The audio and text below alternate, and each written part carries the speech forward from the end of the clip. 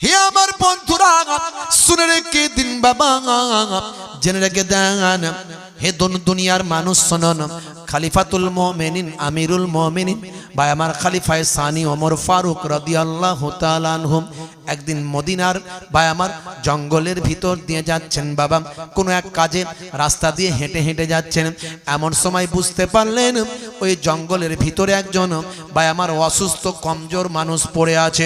হে যুবকেরা, হে আমার বন্ধুরা, ওই জঙ্গলের ভিতরে একজন অসুস্থ মানুষ একেবারে মাটির সঙ্গে লেগে গেছে, জমিনের সঙ্গে লেগে গেছে।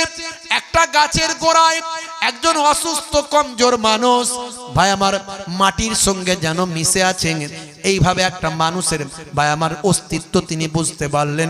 কাছে গেলেন, কাছে গিয়ে দেখলেন আহারে এই মানুষটা হয়তো আর বেশিক্ষণ বাঁচবে না, এই মানুষটা হয়তো মারা যাবে। এই মানুষটার জন্য আমাকে একটু খাওয়ানোর ব্যবস্থা করতে হবে, যদি আমি একটু নেকি কামাতে পারি। হযরতে আবু বকর, হযরতে ওমর ফারুক রাদিয়াল্লাহু তাআলা আনহু তাড়াতাড়ি চলে গেলেন। চলে গিয়ে একেবারে গলা গলা আমরা খাবার তৈরি করি না অসুস্থ মানুষের জন্য, খালি কোনো রকমের দিলে যেন গিলে ফেলতে পারে, এই রকম গলা অল্প কিছু খাবার তৈরি করে নিয়ে এলেন। হে তরুণ যুবকেরা, হে আমার বন্ধুরা, হযরতে ওমর ফারুক রাদিয়াল্লাহু তাআলা আনহু এই গলা খাবারটা নিয়ে আস্তে আস্তে ওই মানুষটার মুখের ভিতর দিতে লাগলেন। যতই মুখের ভিতর দেওয়ার চেষ্টা করেন মুখ থেকে বেরিয়ে যায়, ওই মানুষটার পেটের ভিতরে যাওয়ার মতো ক্ষমতা নাই, এতটাই সে অসুস্থ, খাবারটা গেলার মতো তার শক্তি নাই। কিন্তু সে মানুষটা এখনো বেঁচে আছে। হে তরুণ যুবকেরা, হযরতে ওমর ফারুক রাদিয়াল্লাহু তাআলা আনহু বারবার চেষ্টা করছেন একটু আগুলটা ভিতরে চেপে খাবারটা ভিতরে ঢোকানোর চেষ্টা করছেন। কয়েকবার ভিতরে দেওয়ার চেষ্টা করলেন, কিন্তু খাবারটা বের হয়ে গেল। শেষে যখন একটু প্রেসার দিলেন, ভিতর থেকে রক্ত বের হয়ে আসলো। হযরতে ওমর ফারুক বড় লজ্জিত হলেন, কষ্ট পেলেন। আহারে আহা, আমি মানুষটাকে কষ্ট দিয়ে ফেললাম, এ তো আমি নেকি করাতে গিয়ে গুনাহর কাজ করে ফেললাম। হে তরুণ যুবকেরা, হযরতে ওমর ফারুক বড় লজ্জিত হলেন, নিজেকে বড় কষ্ট পেলেন, বড় দুঃখ প্রকাশ করলেন। তিনি আর খাওয়ানোর চেষ্টা করলেন না, কিন্তু এই মানুষটা বেঁচে আছে, এই মানুষটা বেঁচে আছে। এখানে কিছু আসবাবপত্র এটা ওটা পড়ে আছে, যার দ্বারাই বোঝা যায় কোনো মানুষ এসে এই মানুষটাকে নিশ্চয় খাইয়ে দিয়ে যায়। কিন্তু কি কায়দায় খাওয়া হয় এটা আমি বুঝতে পারছি না, আমার ধ্যান ধারণায় আসছে না কিভাবে মানুষটাকে খাওয়ানো যেতে পারে। হযরতে ওমর ফারুক সরে গেলেন দূরে, একটা গাছের আড়ালে চুপটি করে অপেক্ষা করতে লাগলেন, দেখিতে কোন মানুষ এসে এই মানুষটাকে কি কায়দায় খাওয়ায়, যার জন্য এই মানুষটা এখনো বেঁচে আছে। হে তরুণ যুবকেরা, বহুক্ষণ অপেক্ষা করার পরে হযরতে ওমর ফারুক লক্ষ্য করলেন দূর থেকে একজন মানুষ, উস্কো খুস্কো চেহারা। হে তরুণ যুবকেরা, হাতে একটা তার টিফিন আছে। বন্ধুরা আমার, একেবারে নরমাল চেহারা নিয়ে উস্কো কুস্কো অবস্থায় হেঁটে হেঁটে আসছেন বহু দূর থেকে হন্তদন্ত হয়ে। হযরতে ওমর ফারুক গাছের আড়াল থেকে সব লক্ষ্য করলেন, ওই মানুষটা এলেন দূর থেকে। হযরতে ওমর ফারুক লক্ষ্য করছেন, ওই মানুষটা এসে টিফিনটা রাখলেন, রাখার পরে ওই মানুষটা যেমন ভাবে শুয়ে আছেন সেইভাবে ওই মানুষটার পাশেতে, সেই বৃদ্ধ মানুষটার পাশে, অসুস্থ মানুষটার পাশে এই আগন্তুক মানুষটা শুয়ে পড়লেন। শুয়ে পড়ে ওই যে টিফিন থেকে খাবার আছে, ওই গলা খাবারটা নিজের মুখে দিয়ে নিজের মুখের ভিতর ঢুকিয়ে নিলেন। নিজের মুখের ভিতর ঢুকিয়ে ওই অসুস্থ রোগাক্রান্ত অসুস্থ বৃদ্ধ জয়ীব মাটির সঙ্গে মিশে যাওয়া মানুষটার মুখের সঙ্গে মুখটা লাগালেন। ভাই আমার মুখের সঙ্গে মুখটা লাগিয়ে নিজের মুখের খাবারটা পানির মতো করে তার মুখের ভিতর ঢুকিয়ে দিচ্ছেন। এইভাবে কিছু সময় ধরে অল্প কিছু খাবার নিজের মুখ দিয়ে তার মুখে খাবারটা ঢুকিয়ে খাওয়াচ্ছে। জোরে হবে না, আর জোরে হবে না। বন্ধুরা আমার, তরুণ যুবকেরা আমার, হে আমার মুরব্বিয়ানেরা, এমন সময় হযরত ওমর ফারুক চিন্তা করলেন ওই মানুষটাকে খাওয়ানো হয়ে যাওয়ার পরে যখন এই মানুষটা উঠে দাঁড়িয়েছে, অনেকটা দূর থেকে হযরত ওমর ফারুক লক্ষ্য করলেন মানুষটাকে তো বড় চেনা চেনা লাগছে। দেখি তো মানুষটাকে। গাছের আড়াল থেকে হযরত ওমর ফারুক বাইরে বের হয়ে এলেন।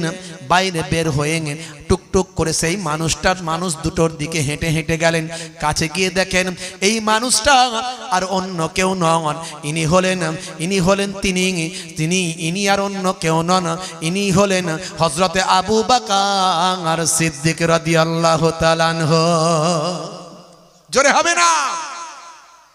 পরবর্তীকালে খলিফায়ে আউয়াল যিনি হয়েছিলেন ইনি হলেন সেই হযরতে আবু বকর সিদ্দিক রাদিয়াল্লাহু তাআলা আনহু। হযরতে ওমর ফারুক সেই সময় চোখ ভরা পানি নিয়ে বললেন, হুজুর আপনি তাহলে এই কায়দায় খাওয়ান। আমিও চেষ্টা করেছিলাম খাওয়ানোর, কিন্তু পারিনি। হুজুর আপনি এত বড় আল্লাহর নবীর একজন প্রিয় 1 নাম্বার সাহাবী, আফজালুন নাস বাদাল আম্বিয়া। সৃষ্টি জগতের মধ্যে যত মানুষ আছেন সবাইয়ের মধ্যে আপনি আফজাল, নবীদের পরে পৃথিবীর বুকে যত মানুষ আছেন সবচেয়ে উপরে আপনার সম্মান নবী আমার জানিয়ে দিয়েছেন। আপনি এত বড় সম্মানের ব্যক্তি হয়েও আপনি কেন এত নেকির পেছনে ছুটে বেড়ান? হে তরুণ যুবকেরা, হে আমার বন্ধুরা, হযরতে আবু বকর সিদ্দিক রাদিয়াল্লাহু তাআলা আনহু মুচকি হেসে বললেন, ভাই ওমর আপনি কে আর আপনি কার কথা কার পক্ষে বলছেন? আপনি আমার কথা বলছেন, কিন্তু আপনি কি একবার নিজের দিকে লক্ষ্য করেছেন? আল্লাহ আপনার কত সম্মান দিয়েছেন। আপনিও তো নেকি কামানোর জন্য ছুটে এসেছিলেন, আপনার কত আল্লাহ ইজ্জত দিয়েছেন সেটা তো আপনার নবীও জানিয়ে দিয়েছেন। লাউ কানা বাদি নবিয়ুন লাকানা আমার পরে যদি আল্লাহ কাউকে নবী বানাতেন হযরতে ওমরকে আল্লাহ নবী বানিয়ে দিতেন। সেই হযরতে ওমরও নেকি কামানোর জন্য ছুটে এসেছেন। ভাই ওমর আপনি আমার নেকির কথা বলছেন, আপনিও তো নেকি কামানোর জন্য এসেছেন। আপনি আমার মর্যাদার কথা বলছেন, আল্লাহ আপনার কত মর্যাদা দিয়েছেন সেটা আপনি ভালো করে জানেন। জোরে হবে না। এই হচ্ছে সাহাবীদের চিন্তা ভাবনা। ভাবুন, আর আমরা একটু নামাজ কালাম করলে মনে মনে করি মনে বিরাট বড় আল্লাহওয়ালা হয়ে গেছি নাকি? বাপজি আমার, মুসলমানকে ভালোবাসুন, হিন্দু খ্রিস্টান জৈন বৌদ্ধকে ভালোবাসুন, মানুষকে ভালোবাসুন। মুসলমান ঐক্যবদ্ধ থাকুন, দলবাজি আর করবেন না। সিলসিলা মাযহাব, ভাই আমার, হানাফি, মালিকি, শাফিঈ, হাম্বলি, ফুরফুরা, তবলিগ, দেওবন্দি, বেরেলি, লামাযহাবি, তারপরে এই মুফতি সাহেবের ভক্ত, এই ভাইজানের ভক্ত, এই হাজি সাহেবের ভক্ত, এই দাদাজানের ভক্ত, এই চাচাজানের ভক্ত, এই সব আর করবেন না। দেওয়ালে পিঠ থেকে গেছে। ওই জুয়েল রানাকে জিজ্ঞাসা করুন তুমি কার ভক্ত ছিলে, তোমাকে যে মেরে ফেললো? বলে বাবু অত শত বুঝি না, আমি তো মোবাইলে ওসব দেখতামই না, আমি তো ফ্রি ফায়ার খেলতাম।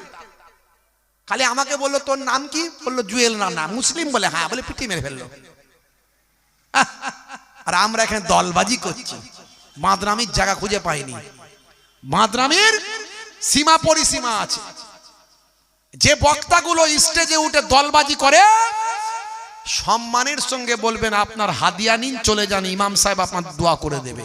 এখানে এসে বিতর্ক তৈরি করবেন না। এদের জন্য সমাজটা, মুসলিম সমাজ ধ্বংস হয়েছে। কথা ঠিক না ভুল বলেন? ভাইরা আমার, তরুণ যুবকেরা আমার, মুরব্বিয়ানেরা আমার, আমি আপনাদের কাছে বলবো মানুষকে ভালোবাসুন, মুসলমানকে ভালোবাসুন, হিন্দুকে ভালোবাসুন, খ্রিস্টান, জৈন, বৌদ্ধকে ভালোবাসুন, সকলকে ভালোবাসুন। আগে মানুষ হতে হবে। মানুষ না হলে আপনি মুসলমানই হতে পারবেন না। কিসের মুসলমান? আপনি মানুষ হতে পারেননি। অসভ্য বর্বর লোক নিজেকে মুসলমান বলে দাবি করে। হ্যাঁ, অসভ্য বর্বর লোক কি করে মুসলমান বলে দাবি করতে পারো? তোমার জন্য নবীর বদনাম হয়, তোমার জন্য ইসলামের বদনাম হয়, মুসলমানের খাতায় তোমার নামই নাই। তোমার আখলাক, চরিত্র, ব্যবহার, আচার, কালচার, ব্যবহার তোমার কিছুই তো মুসলমানের মতো নাই। কিসের মুসলমান? নামাজ পড়ো না, রোজা রাখো না, দিন নাই, ধর্ম নাই, খালি গরুর গোস্ত খেলি মুসলমান। ভাইরা আমার, তরুণ যুবকেরা আমার, মুরব্বিয়ানেরা আমার, রাগ করবেন না, দুটো কথা বলে দিয়ে গেলাম। রাসূলের ভক্ত হয়ে যান, দয়ার নবীর শিষ্য হয়ে যান, দয়ার নবীর প্রকৃত উম্মত হয়ে যান, আল্লাহর নির্দেশনাগুলো মানুন, আপনার ঈমানকে মজবুত করুন, আপনার ঈমানকে মজবুত করুন। আখেরি জামানা আমার আপনার ঈমান বাঁচানো বড্ড দায়। আইলাম মুহাম্মদ দরুদ ও সালাম, আইলাম মুহাম্মদ দরুদ ও সালাম, তুমি যে মনিব আমার, আমি যে গোলাম। জোরে হবে না? জোরে হবে না? তোমারই ব্যানার দেখো ছিঁড়ে ফেলেছে, কত আশিকের দেখো জুলুম করেছে। তোমারই ব্যানার দেখো ছিঁড়ে ফেলেছে, কত আশিকের দেখো জুলুম করেছে। না জেনে না বুঝে অন্যায় করেছে, না জেনে না বুঝে অন্যায় করেছে। তোমার আশিকদের ইশক জেগেছে। আইলাম মুহাম্মদ দরুদ ও সালাম, আইলাম মুহাম্মদ দরুদ ও সালাম, তুমি যে মনিব আমার, আমি যে গোলাম। তুমি যে মনিব আমার, আমি যে গোলাম। আল্লাহুম্মা সাল্লি আলা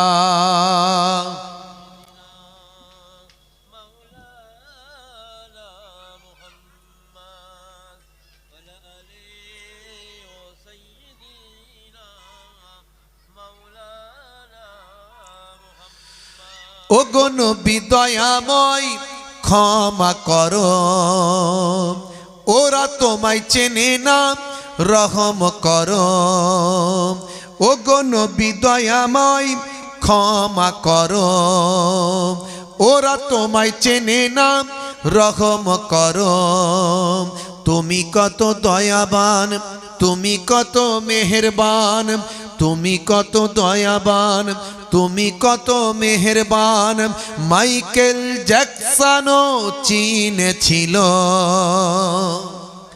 আইলাম মুহাম্মদ দরুদ ও সালাম, আইলাম মুহাম্মদ দরুদ ও সালাম, তুমি যে মনিব আমার, আমি যে গোলাম।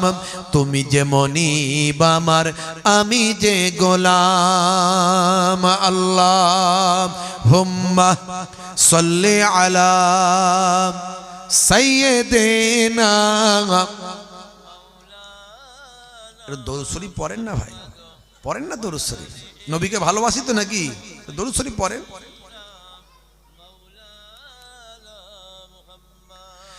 এক ছিল নারী কাঁটা দিত, ওরা তোমায় কষ্ট দেখো দিত। এক ছিল নারী কাঁটা দিত, ও গো নবী তোমার কষ্ট হতো। একদিন বিমারে ওই নারী পড়িলে, একদিন বিমারে ওই নারী পড়িলে, তুমি তাকে দেখিতে গেলে ওগো। হাই হাই নবী মুগ্ধ সবাই, হাই হাই নবী মুগ্ধ সবাই। ওই নারী ইমানের সাদটা জেগে পায়, ওই নারী ইমানের সাদটা যে পায়। আল্লাহুম্মা সাল্লি আলা সাইয়্যিদিনা মাওলানা মুহাম্মদ ওয়া আলা আলি।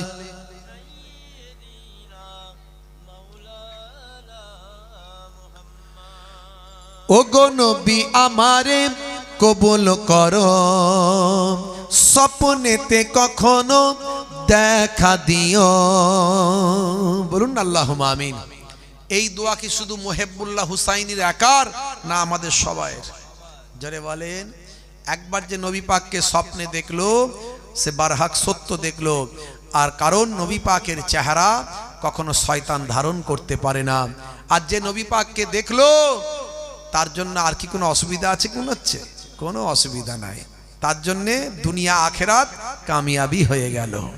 হ্যাঁ, ও গো নবী আমারে কবুল করো, স্বপ্নেতে কখনো দেখা দিও। কবরের ঘরে একবারে সব, কবরের ঘরে একবারে সব। কায়ামতে হুসাইনির চিনে নিও। আইলাম মুহাম্মদ দরুদ সালাম, আইলাম মুহাম্মদ দরুদ সালাম। তুমি যে মনিব আমার, আমি যে গোলাম। তুমি যে মনিব আমার, আমি যে গোলাম। আল্লাহুম্মা সাল্লি আলা সাইয়্যিদিনা মাওলানা মুহাম্মদ ওয়া আলা আলি।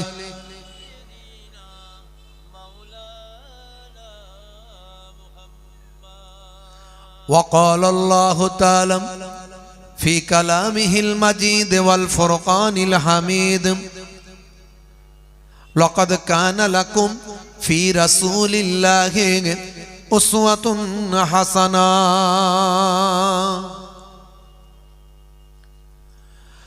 وقال الله تعالى أيضا في كتابه مخبرا ورفعنا لك ذكرك. وقال الله تعالى أيضا في كتابه مخبرا وما رميت إذ رميت ولكن الله رمى. وقال النبي صلى الله عليه وسلم سبع تجري للعبد بعد موته وهو في قبره: من علم علما أو كسر نهرا أو حفر بيرا أو غرس نخلا أو بنى مسجدا أو ورث مصحفا أو ترك ولدا يستغفر له بعد موته إلى آخر الحديث أو كما قال عليه الصلاة والتسليم. وقال النبي صلى الله عليه وسلم: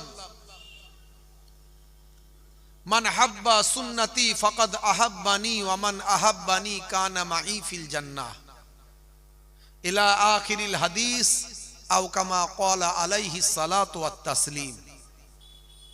وعن أبي هريرة قال: قال لعن رسول الله صلى الله عليه وسلم: الرجل يلبس لبسة المرأة والمرأة تلبس لبسة الرجل إلى آخر الحديث أو كما قال عليه الصلاة والتسليم.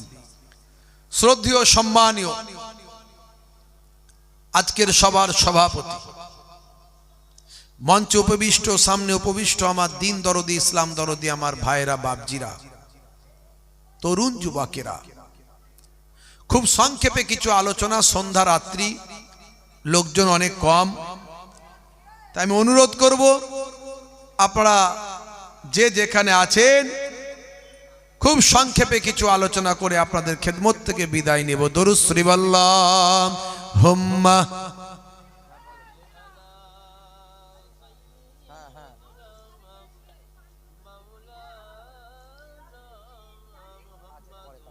ঠিক আছে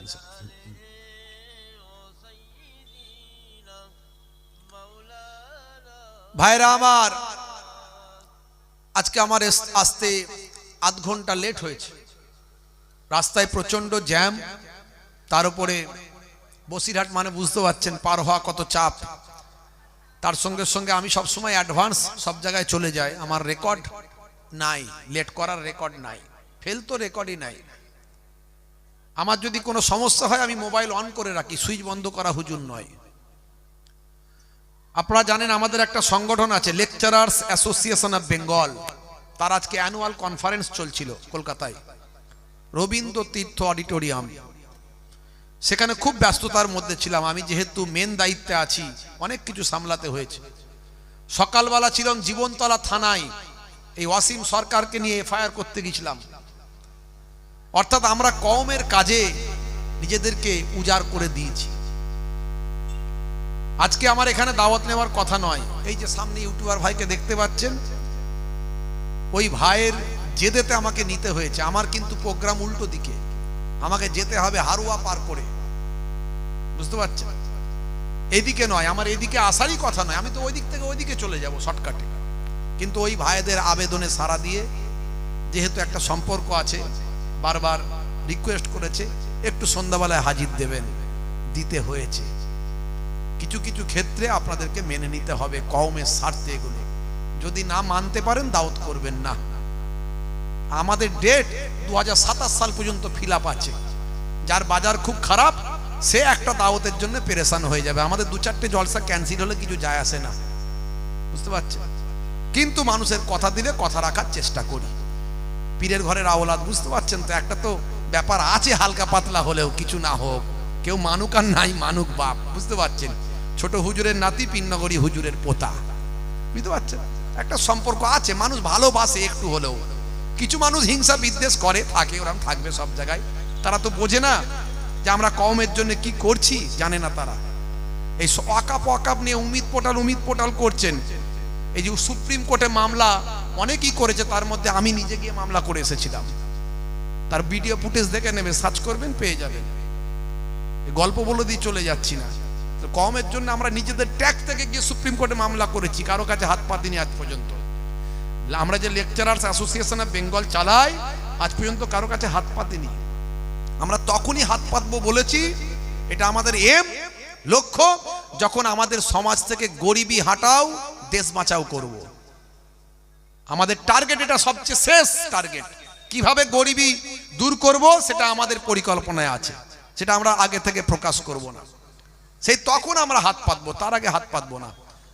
আজকে বিগত 3 বছর থেকে আমরা যে কাজগুলো করছি, ইন্টারনেট সার্চ করবেন পাবেন, সব নিজেদের ট্যাগ থেকে করি, অত সহজ নয়, বুঝতে পারছেন? যাই হোক, খুব সংক্ষেপে 2-4টি কথা বলে ফেললাম। আপনারা অনেকে হয়তো বিরক্ত প্রকাশ করেছেন, অনেকে দুঃখ প্রকাশ করেছেন, আধ ঘন্টা লেট হয়েছে, কারণ আমাদের অনেক কাজের মধ্যে থাকতে হয়। মেবি এরকম হতে পারে কখনো কখনো, সারাদিন না খেয়ে আছি, এই চা খাচ্ছি।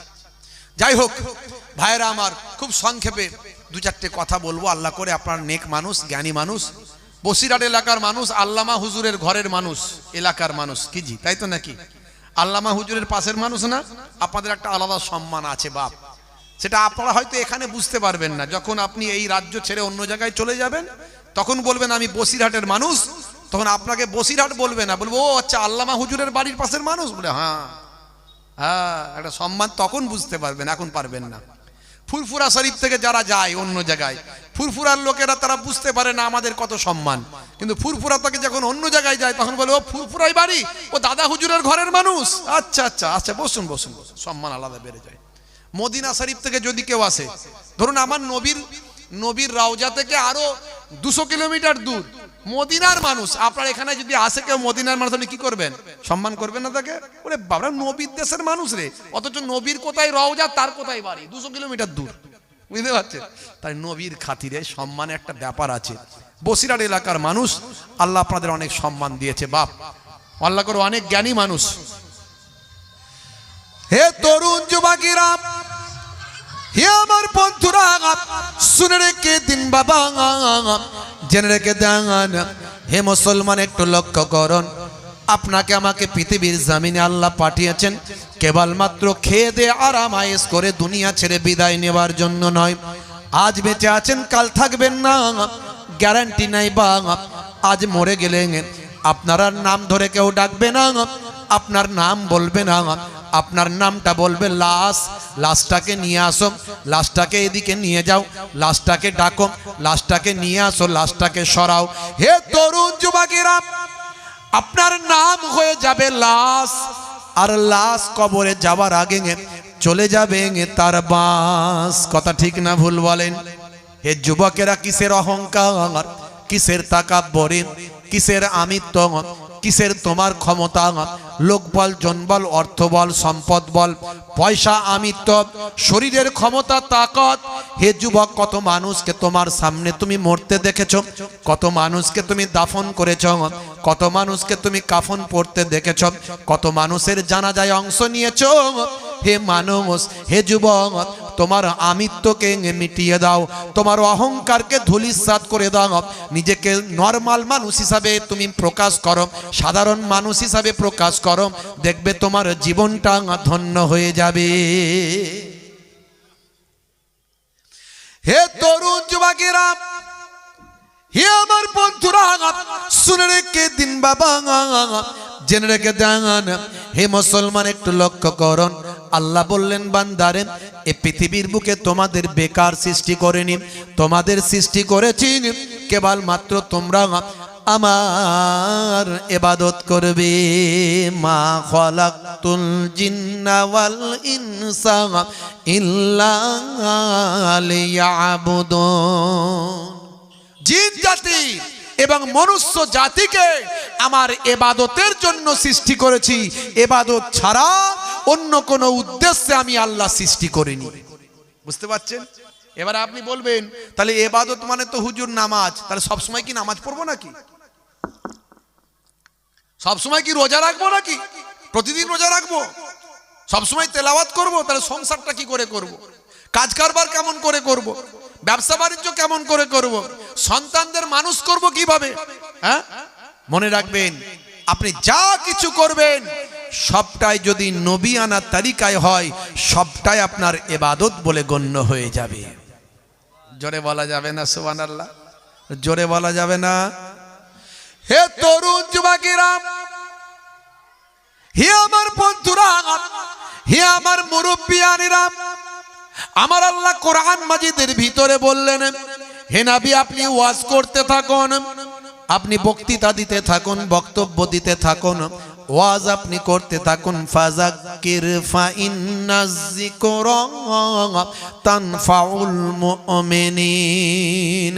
You keep telling, believers will benefit. হে নবী, আপনি ওয়াজ করতে থাকুন, আপনার ওয়াজটা ঈমানদারদের উপকারে লাগবে। জোরে বলুন সুবহানাল্লাহ। বন্ধুরা আমার, তরুণ যুবকেরা আমার, নবী আমার ওয়াজ করেছিলেন ইবাদত কাকে বলে। হে তরুণ যুবকেরা, আমি আপনি মনে করি শুধু নামাজ মানে ইবাদত। শুনে রেখে দেন, জেনে রেখে দেন, হে যুবকেরা, আমার আল্লাহ কোরআন মাজিদের ভিতরে জানিয়ে দিলেন, হে দুনিয়ার মানুষ শোনো, লাকাদ কানা লাকুম ফি রাসূলিল্লাহি উসওয়াতুন হাসানা। হে তরুণ যুবকেরা, হে দুনিয়ার মানুষ শোনো, তোমাদের জন্য তোমাদের নবীর মধ্যে আছে উত্তম হাসানা। তোমরা তোমাদের নবীর আদর্শকে ফলো করো, নবীর মধ্যে আছে উত্তম আদর্শ, উত্তম আখলাক। নবী যেভাবে কাজ করতে বলেন, নবী যেটা বলেন সেটা তোমরা শোনো।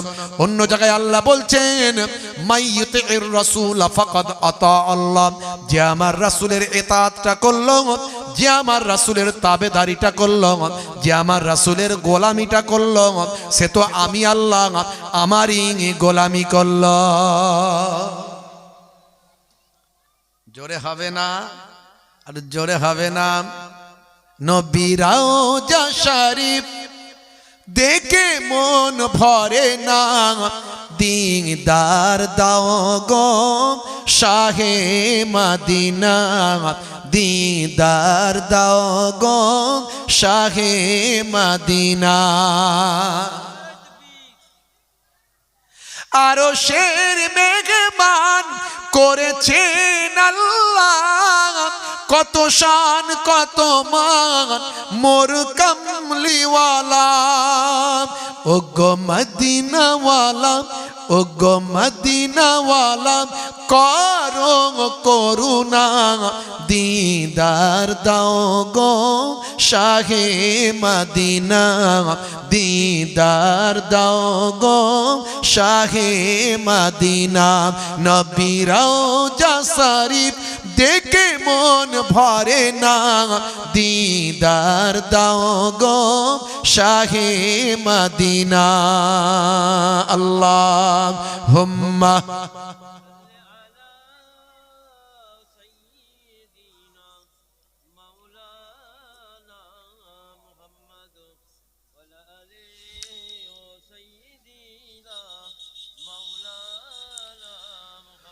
খুব সংক্ষেপে কথা, কথা একেবারে সহজ সরল, একেবারে নরমাল ভাবে বলছি। আল্লাহ বলছেন ইবাদতের জন্য পাঠিয়েছি, ইবাদতটা কেমন হবে? ইবাদত মানে তো আমরা শুধু বুঝি নামাজ, রোজা, হজ, যাকাত, সংসার ধর্ম, ছেলে মেয়ে, আল আওলাদ, কাজ কারবার, ব্যবসা বাণিজ্য, তাহলে এগুলো কি হবে? আল্লাহ অন্য জায়গায় তাই বলে দিচ্ছেন, নবীর ইতাআত করলে আমি আল্লাহর ইতাআত হলো। অর্থাৎ নবী যেমন ইবাদত করতে বলেছেন করেছেন তেমন করো। আর নবীকে তোমাদের কাছে মডেল করে দেয়া হয়েছে। নবীর মধ্যে আছে উত্তম আদর্শ, নবী পাকের মধ্যে আছে উত্তম আদর্শ। জোরে বলুন সুবহানাল্লাহ। বন্ধুরা আমার, তরুণ যুবকেরা আমার, 1450 বছর আগে বিশ্ব নবী আপনাকে আমাকে যেমন নামাজ শিখিয়েছেন, যেমন আপনাকে আমাকে রোজা শিখিয়েছেন, যেমন আপনাকে আমাকে হজ যাকাত দেওয়া শিখিয়েছেন, যেমন আপনাকে আমাকে তেলাওয়াতে কালাম পাক দিয়েছেন, তেমন আপনাকে আমাকে বলেছেন ছোটদের স্নেহ করবে, এটা হলো ইবাদত, বড়দের সম্মান করবে, এটা হলো ইবাদত, পিতামাতার শ্রদ্ধা করবেন, পিতামাতার চেহারার দিকে শুধু সম্মানের সঙ্গে শ্রদ্ধার সঙ্গে একবার তাকাবেন, এক একটা কবুল করা নফল হজের সওয়াব তোমার নামাজ আমলের খাতাতে লিপিবদ্ধ হবে। হে তরুণ যুবকেরা, স্ত্রীর সঙ্গে ভালো ব্যবহার করবেন, স্ত্রীর সঙ্গে প্রেমালাপ করবেন, স্ত্রীকে কষ্ট দেবে না। ঘরের বউ ঘরে আছে বলে তার উপর মেজাজ দেখাবে না। মনে রাখবে সে কারো বাপ, কারো কন্যা, কারো ভাই, কারো বোন, কারো মেয়ে, কারো কন্যা, তার নানা দাদু ছেলে মেয়ে, তার নানা দাদু বাম্মা ভাই বোন আত্মীয় স্বজন ছেড়ে তোমার ঘরে এসেছে। আজকে সে অসহায়, তার উপরে যদি তুমি জুলুম করো, এটা আমার আল্লাহ সহ্য করবেন না। নবী আমার নিষেধ করেছেন, বরং নবী আমার বলেছেন মাঝে মাঝে ঘরে যখন থাকবে ঘরটা তুমি একটু মাঝে মাঝে ঝাড়ু দেবে। ভাই আমার, ঘরে যখন থাকবে স্ত্রীর সঙ্গে ছোট ছোট কাজগুলোতে অংশ নেবে। ভাই আমার, ঘরে যখন থাকবে স্ত্রীর সঙ্গে ছোট ছোট দেখাশোনা কাজেতে অংশ নেবে। আল্লাহর নবী ঘরেতে স্ত্রীর সঙ্গে ছোট ছোট কাজগুলোতে স্বয়ং দয়ার নবী অংশগ্রহণ করতেন। ইয়াকুনু ফি মাহনাতি আহলিহি ওয়া ইয়াকুমুল বাইতা ওয়া ইয়াহলিবুনা সাতা ওয়া ইয়াখিতা সাওবাহু ওয়া ইয়াকসিফা নালাহু ওয়া ইয়াহমিলু বিজাতিন মিনাস সুক। আল্লাহর নবী ঘরেতে ছোট ছোট কাজগুলো করতেন, স্ত্রীর সঙ্গে ছোট ছোট কাজে অংশ নিতেন, ঘরটা মাঝে মাঝে ঝাড়ু দিতেন। ওয়ায়াকুমুল বাইতা, মাঝে মাঝে ঘরটা ঝাড়ু দিতেন। মাঝে মাঝে নবী আমার ছাগলের দুগ্ধ দহন নিজে হাতে করতেন, ছেঁড়া জামাগুলো নিজে হাতে সেলাই করতেন। মাঝে মাঝে নবী আমার ওয়ায়াহমিলু বিজাতিন মিনাস সুক, নবী আমার বাজারটা নিজে হাতে করে বাড়িতে নিয়ে আসতেন। জোরে বলা যাবে না? করেছেন? ঘর ঝাড়ু দিয়েছেন মাঝে মাঝে? কি জি, ঘর ঝাড়ু কোনোদিন দিয়েছেন কি? স্ত্রীর সঙ্গে মাঝে মাঝে রান্নায় সহযোগিতা করেছেন? কই গো পল্টুর মা, তোমার শরীরটা খারাপ, আমি তরকারিটা আলুটা কেটে দিচ্ছি, খালি তুমি একবার এসে নেড়ে দেবে। কোনোদিন হয়েছে এরকম ঘটনা? কি যে বলেন হুজুর আপনি, এগুলো সব মেয়েদের কাজ আর আমাদেরকে জিজ্ঞাসা করছেন? হ্যাঁ, কথা ঠিক না? আরে আপনি কত বড় সাহেব হয়েছেন ভাই, কত বড় সাহেব হয়েছেন। ডাক্তার সাহেব, মাস্টার সাহেব, উকিল সাহেব, নেতা সাহেব, মন্ত্রী সাহেব, এমএলএ সাহেব, এমপি সাহেব, হুজুর সাহেব, পীর সাহেব, মৌলী সাহেব, মুফতি সাহেব, কত বড় সাহেব হয়েছেন। পৃথিবীর 200 কোটি মানুষ যে মানুষটাকে 24 ঘন্টা ফলো করে, আরো কয়েকশো কোটি মানুষ যে মানুষটাকে ভালোবাসে। আমার আপনার নবী পৃথিবীর সবচেয়ে বড় দামি লোক। নবীর থেকে বড় সাহেব পৃথিবীতে কেউ হয়নি আর হবে না। সেই নবী স্ত্রীর সঙ্গে রান্নায় সহযোগিতা করছেন, মাঝে মাঝে ঘরটা নিজে হাতে ঝাড়ু দিচ্ছেন। জোরে বলুন সুবহান। জোরে হবে না? আচ্ছা বলুন তো, স্ত্রীর সঙ্গে যদি আপনি মাঝে মাঝে ঘরটা ঝাড়ু দেন, রান্নায় কোনোদিন সহযোগিতা করেন, কই গো পল্টুর মা তোমার শরীরটা খারাপ, আমি একটু আলুটা কেটে দিচ্ছি, বলেন, আচ্ছা বলেন তো এতে প্রেম বাড়বে না কমবে? একটু কথা বলেন না বাপ। না বিরামপুরের মানুষ, বিরামনগরের মানুষ আমাকে মনে হয় পছন্দ হয় না, মনে হয়, তাই তো নাকি? হ্যাঁ, আমি একটু বসিরহাট এলাকায় জলসা এমনি কম নিই, একটু বুঝতে পারছেন, এমনি একটু কম নিই। কিন্তু কিছু কিছু ভালোবাসার ছেলেপুলে ফোন করলে নিতে হয় ওদের খাতিরে, ওদের ভালোবাসায়, বুঝতে পারছেন? তো যাই হোক, তো ভাইরা আমার, তো বিরামপুরের বিরামনগরের মানুষ বলুন যে আপনি যদি মাঝে মাঝে ঘরটা ঝাড়ু দেন, স্ত্রীর সঙ্গে রান্নায় একটু সহযোগিতা করে দেন, প্রেম বাড়বে না কমবে? জোরে বলেন। শুধু বাড়বে না, ফেভিকল আটার মতো চিটিয়ে চিটিয়ে প্রেম বাড়বে, চিটিয়ে যাবে, মানে ছাড়ানো যাবে না প্রেম। কথা ঠিক না ভুল? বুড়ো বুড়ি হয়ে যাবেন, প্রেম তবুও কমবে না। কথা ঠিক না ভুল? আর এখনকার ছেলেদের প্রেম জানেন তো নাকি? হ্যাঁ, এখনকার ছেলেরা সব শাহরুখ খানের ভক্ত, সলেমান খানের চাচতো ভাই, শাহরুখ খানের ফুফুতো ভাই, সব ওদের কাছ থেকে প্রেম শিখেছে। হ্যাঁ, যত প্রেম বিয়ের আগে হাত কেটে একদম আই লাভ ইউ, তোমার জন্য জীবন দেব, রেল লাইনে মাথা দেব, বিষ খেয়ে মরে যাব, পটল ডাঙায় চলে যাব। ওরে বাপ রে বাপ, কি প্রেম রে ভাই! বাপ বলে ছেলেটার বিয়েটা দিতেই হবে রে, নাহলে মরে যাবে, মরে যাবে, তাড়াতাড়ি বিয়ের ব্যবস্থা কর। বাপের বন্ধুরা অর্থাৎ চাচারা বলছে, হারা তোর ছেলের বিয়ে দিচ্ছিস, ওর বয়স তো 19 বছর কি 20 বছর কি 21 বছর, ও বিয়ে করে বউকে খাওয়াবে কি, ইনকাম পত্র কি করে? দাদ বাবু, আগে ইনকাম পরে হবে, আগে বাঁচলে তবে তো ইনকাম না। ভাইরা আমার, ছেলের ধরে বেঁধে বিয়ে দিয়ে দিল, 1 বছর 2 বছর 3 বছর যেতে না যেতে একটা দুটো বাচ্চা কাচ্চার বাম্মা হলো, ব্যাস কোথায় এত প্রেম ভালোবাসা সব কোনটা দিয়ে চলে গেল। রাত্রে 9টার পরে যখন ঘরের পাশ দিয়ে লোক যায়, ঘরের ভিতর থেকে 220 আর 440 আওয়াজ হয়, ডিসুম ডাসাম ডিসুম ডাসাম। বুঝতে পারছো কি হয়েছে? বলে লেগে গেছে খেল। এত প্রেম, সব প্রেম শেষ, ওয়ান নাই। আবার আজকালকার ঝগড়া বুঝতে পারছেন তো, মেয়েদের হাতে আইন, খালি আমাদের ঘরের মায়েরা ভালো বলে, আমাদের ঘরের মায়েরা ভালো বলে তাই রক্ষে, নাহলে আইন মেয়েদের হাতে। একবার থানায় গিয়ে মামলা করে দিলি 90 দিন নন সেকশন বেল, মানে আপনাকে বেলই পাবেন না, 90 দিন ঢুকিয়ে দেবে একদম। বুঝতে পারছেন ভাইরা আমার? হ্যাঁ, আর এখনকার যুগের মেয়েরা, হ্যাঁ, শিক্ষকের স্ত্রী ঝগড়ার সময় বলছে আমাকে বেশি শেখাতে এসো না, অভিনেতার স্ত্রী ঝগড়ার সময় বলছে আমার সঙ্গে নাটক করো না, ধোপার স্ত্রী ঝগড়ার সময় বলছে মেরে ধুয়ে দেব, ইঞ্জিনিয়ারের স্ত্রী ঝগড়ার সময় বলছে মেরে বালি চাপা দিয়ে দেব, দোকানদারের স্ত্রী ঝগড়ার সময় বলছে আমাকে সস্তার মাল পেয়েছো, কসাইয়ের স্ত্রী ঝগড়ার সময় বলছে মেরে টুকরো টুকরো করে দেব, আর জেলের স্ত্রী ঝগড়ার সময় বলছে মেরে শুটকি মাছ বানিয়ে দেব।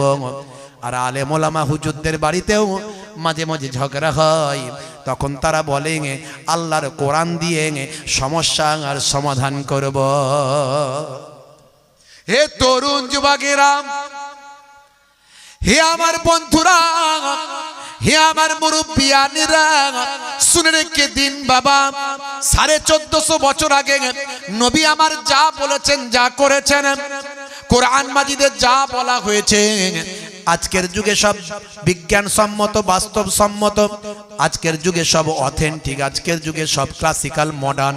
হে তরুণ যুবকেরা, এরই জন্য কেসি আজকেলের মতো মানুষ, টাইসানের মতো মানুষ, গ্যারি মিলারের মতো মানুষ, মাধুরী কুট্টির মতো মানুষ, জেনিফারের মতো মানুষ, মিস্টার ভাই আমার রিচমন্ডের মতো মানুষ, মিস্টার ব্রেইলের মতো মানুষ, ভাইরা আমার মিস্টার, হে তরুণ যুবকেরা, গ্যারি মিলারের মতো মানুষ, হে যুবকেরা, ডক্টর মরিস বুকাইলির মতো মানুষ, পৃথিবী বিখ্যাত বিখ্যাত ওয়াতার পণ্ডিত, নায়ক, গায়ক, খেলোয়াড়, প্লেয়ার, মেসুত ওয়াজিলের মতো মানুষ, সাদিও মানের মতো মানুষ, হোমিওপ্যাথির জনক হ্যানুম্যানের মতো মানুষ, মাইকেল জ্যাকসন পপ তারকা মাইকেল জ্যাকসনের মতো মানুষ, সানা আলী খান, ভাই আমার পৃথিবী বিখ্যাত ফিল্ম স্টার সানা আলী খানের মতো মানুষ, পৃথিবীর কত বড় বড় খেলোয়াড়, ভাই আমার হাসিম আমলার মতো মানুষ, জুনায়েদ জামশেদের মতো মানুষ, তারা আজকে আমার দয়ার নবীর শিষ্য হয়েছে।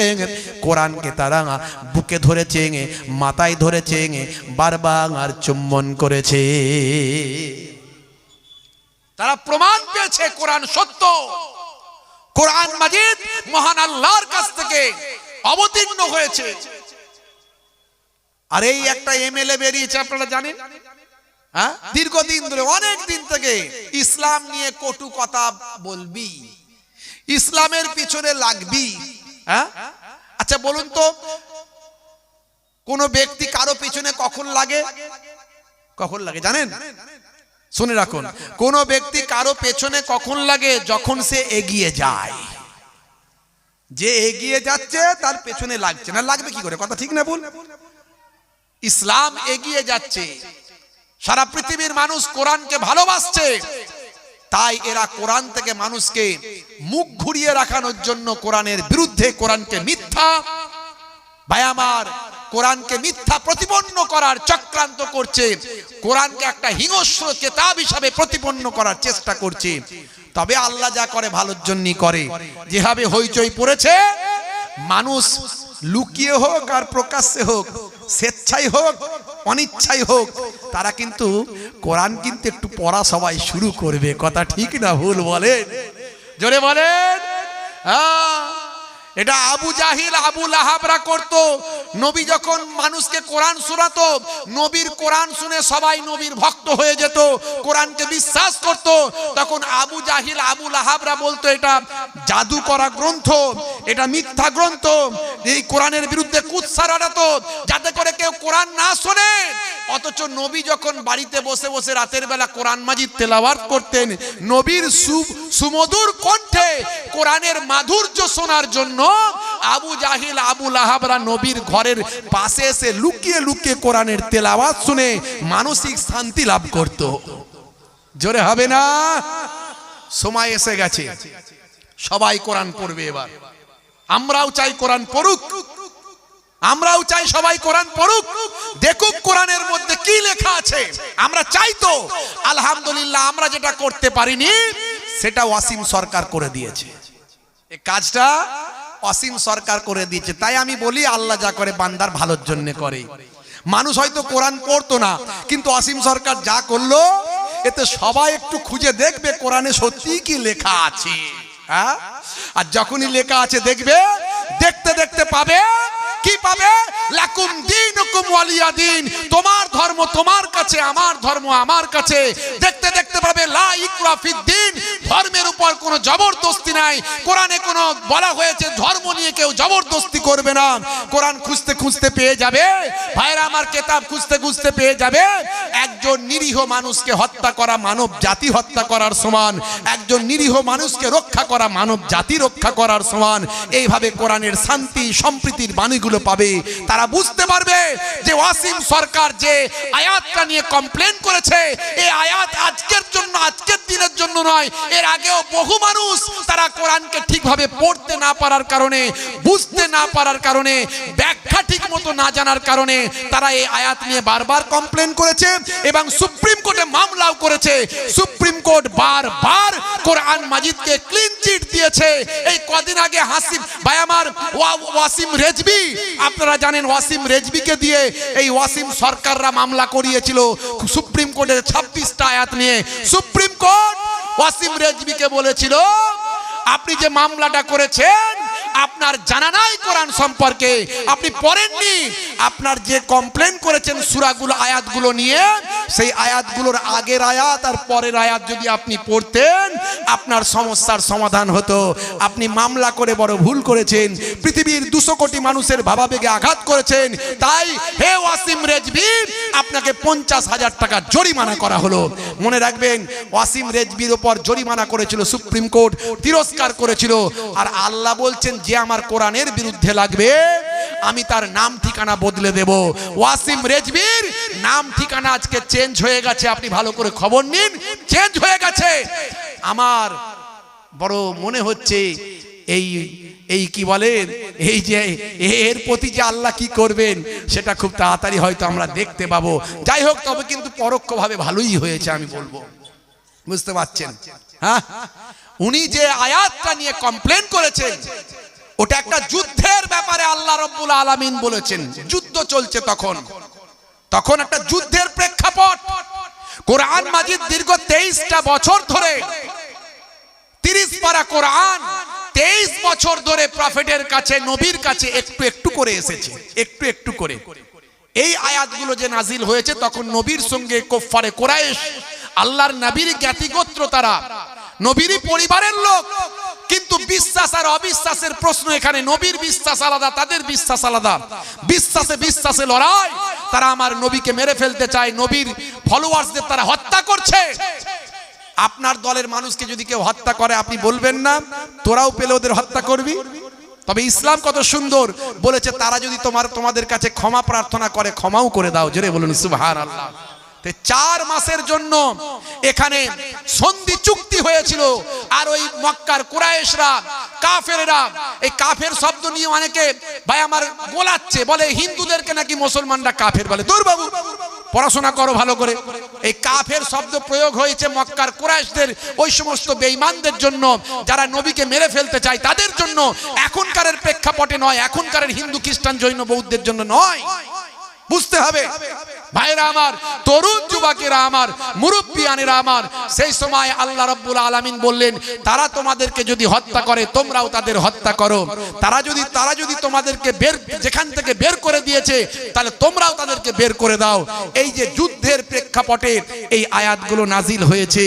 অসীম সরকার এক্ষেত্রে ঠিক বলেছে, কিন্তু আগের আয়াত আর পরের আয়াতটা যদি বলতো সমস্যার সমাধান হয়ে যেত। বুঝতে পারছেন?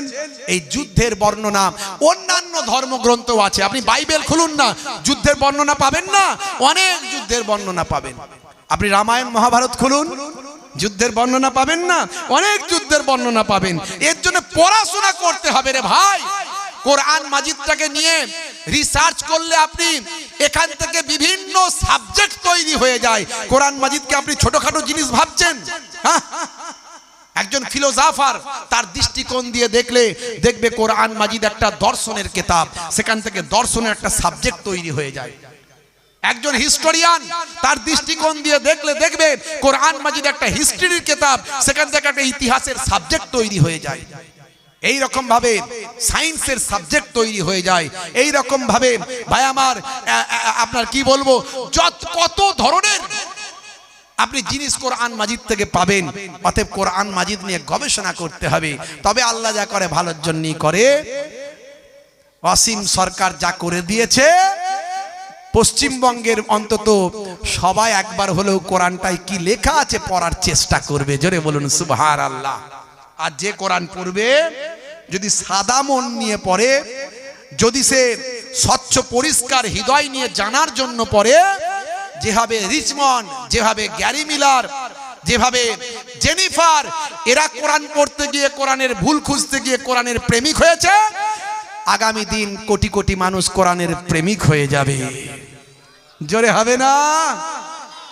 যদি আগুন লাগে ধ্বংস হয়ে যায়, ধ্বংস হয়ে যায় পৃথিবীর সব বইয়ের দোকান, তবু বিশ্ব থেকে হারাবে না পবিত্র কোরআন। এটা অসীম সরকারেরই একজন চাস্তো ভাইয়ের লেখা কবিতা।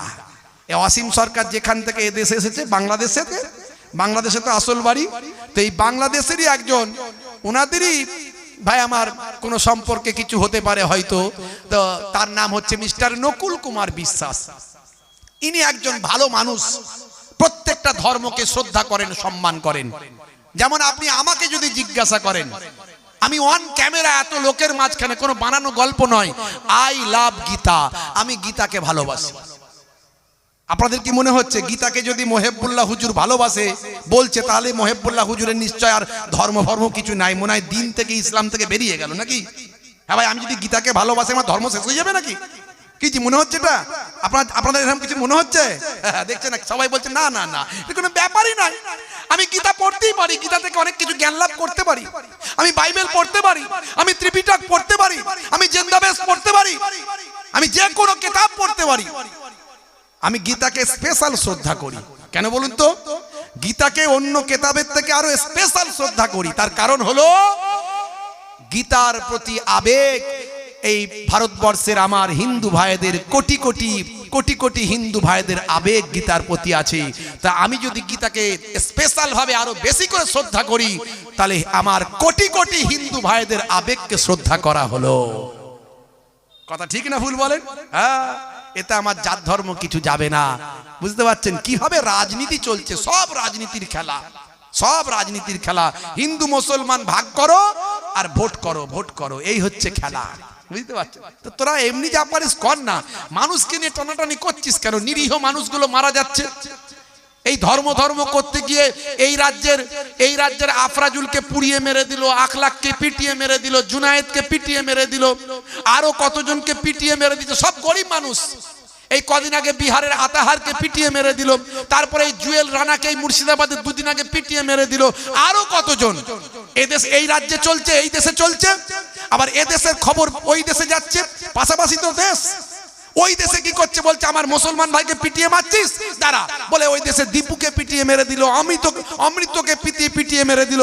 কি হচ্ছে বলুন এতে কি হচ্ছে? এতে তো গরিব মানুষগুলো মারা যাচ্ছে, কত মায়ের কোল খালি হয়ে যাচ্ছে।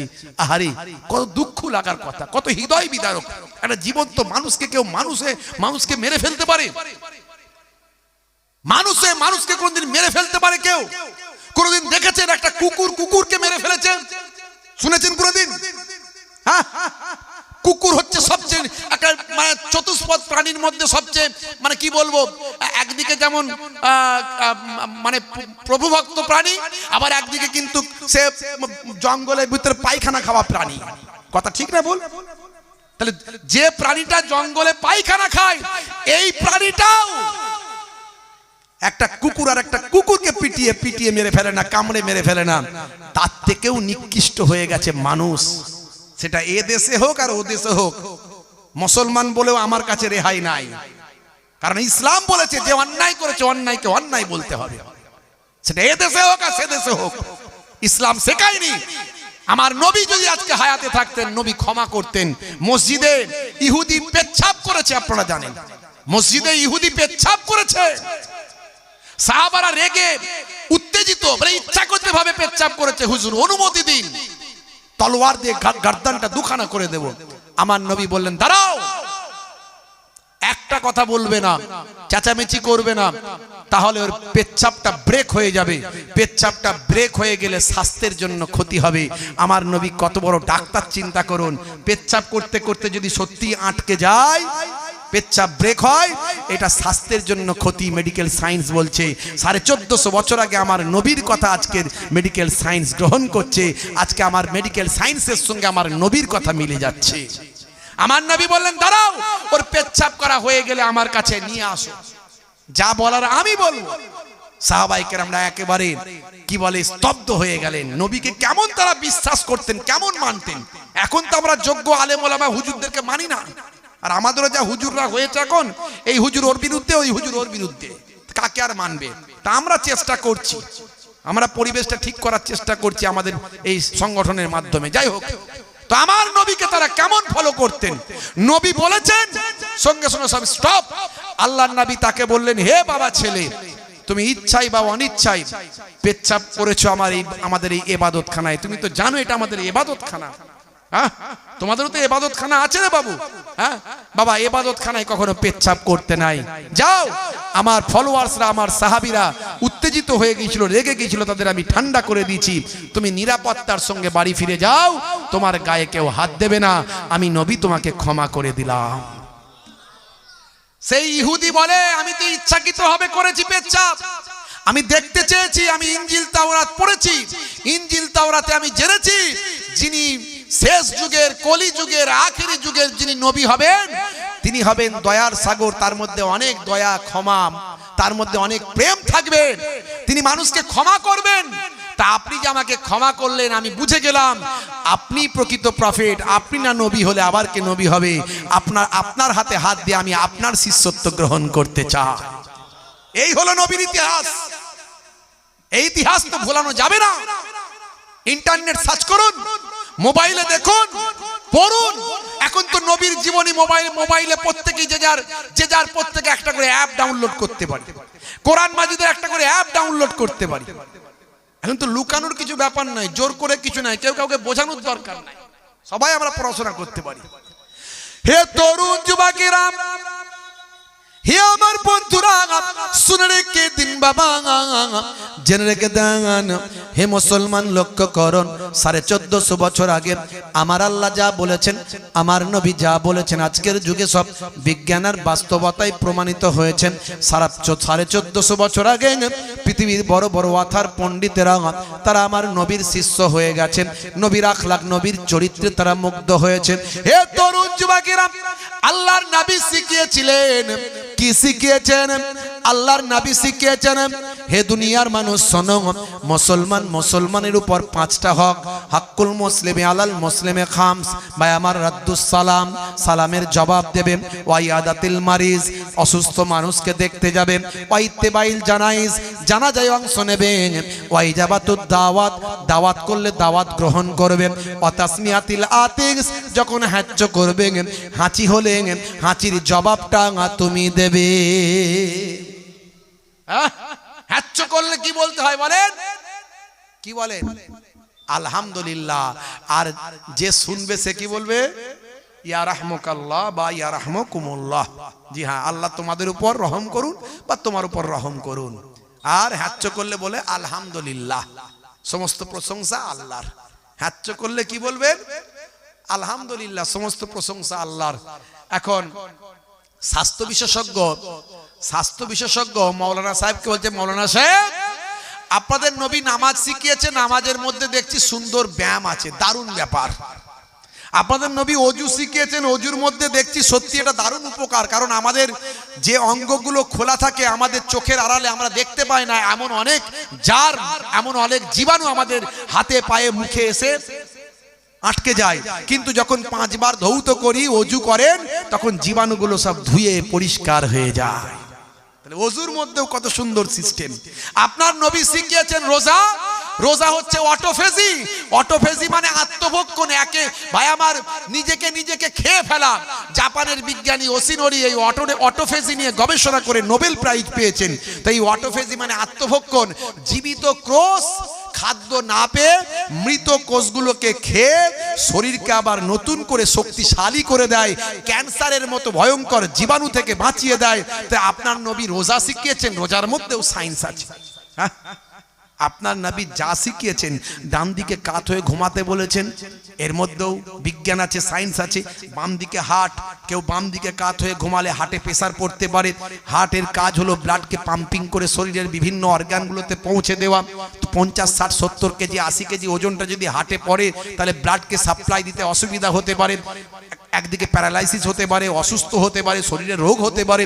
আপনার নবী বলেছেন ডান দিকে কাত হয়ে ঘুমানো প্র্যাকটিস করো। একদিন দুদিন নয়, মাত্র 21টা দিন প্র্যাকটিস করলে দেখবেন আপনি যখনই শুবেন অটোমেটিক আপনার নার্ভ আপনাকে ডান দিকে কাত করে দেবে। জোরে বলুন সুবহানাল্লাহ। তো আপনার নবী যা শিখিয়েছেন, বসে পেচ্ছাপ করতে শিখিয়েছেন। বসে পেচ্ছাপ করি তো নাকি আমরা, না দাঁড়িয়ে চালাই? একটু হাউ দেন না। কিছু ছেলে আছে না, নাই, জিন্সের প্যান্ট পরে, বসে পেচ্ছাপ করার ক্ষমতা নাই, ও দাঁড়িয়ে দাঁড়িয়ে চালায়। যখনই ট্যাঙ্কের পানি ভর্তি হয় পাইপলাইন চালিয়ে দেয়। কথা ঠিক না ভুল? আছে না নাই? হ্যাঁ, আজকালকার পোলা দেখো সঠিক পথে চলে না, পিতামাতা গুরুজনের কথা তারা শোনে না। চুলগুলো ছোট ছোট, প্যান্ট শার্ট আটো সাটো, সুজোরা পায়ে দিয়ে, পেছনে ব্যাগ নিয়ে, লাল লাল জুতো পায়ে, চোখে কালো চশমা, দুই চোখ মেলে খোঁজে বেদের মেয়ে জোসনা, গায়ে হাতে ট্যাটু আঁকা, হেঁটে চলে আঁকা বাঁকা। কাছে গেলে দেখা যায় সুস্থ ছেলে না, কাছে গেলে দেখা যায় সুস্থ ছেলে না, তিরঙ্গার দুর্গন্ধে টেকা যায় না, তিরঙ্গার দুর্গন্ধে টেকা যায় না। ভালো চলছে ধান্দা, খাচ্ছে রজনীগন্ধা, আছে না নাই? কারবারে অশান্তি, চালাচ্ছে শান্তি, মন করবে কমল, খাচ্ছে ওরা বিমল।